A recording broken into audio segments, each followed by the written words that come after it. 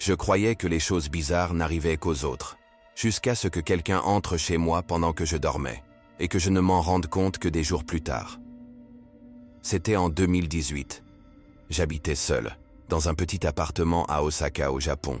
J'avais un quotidien banal, boulot, Netflix, dodo. Rien d'extraordinaire. Mais un jour, j'ai commencé à remarquer des choses étranges. Des nourritures entamées dans le frigo. Une canette vide dans la poubelle, alors que je ne bois jamais cette marque. Des petits déplacements d'objets, comme si quelqu'un les avait touchés, puis remis, mais pas tout à fait à leur place. Au début, j'ai pensé que je devenais fou, ou que j'étais simplement distrait. Mais le jour où j'ai retrouvé la toilette encore chaude, alors que je venais juste de rentrer du travail, j'ai eu un frisson dans le dos. J'ai décidé d'installer une caméra discrète dans ma cuisine pour en avoir le cœur net. Le lendemain, je regarde les images. Et là, je tombe sur l'inimaginable.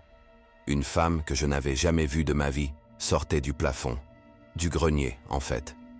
Elle descendait avec précaution, à quatre pattes. Elle fouillait le frigo, se servait, buvait, mangeait, puis repartait en remontant silencieusement dans ma trappe, comme une ombre. Je me suis senti glacé, dégoûté, violé dans mon intimité. J'ai appelé la police en panique. Ils sont venus, ont fouillé. Et dans la petite trappe du plafond, ils l'ont trouvée. Une femme d'une quarantaine d'années, sans abri depuis des mois, s'était faufilée un jour où j'avais laissé la porte d'entrée entr'ouverte. Elle avait installé un coin couchage dans mon grenier, se cachant la journée et vivant en secret dans mon appartement.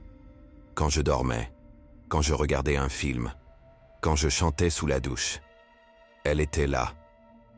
Depuis ce jour, je ne dors plus jamais sans vérifier chaque recoin de chez moi. Et surtout, je ne fais plus jamais confiance au silence.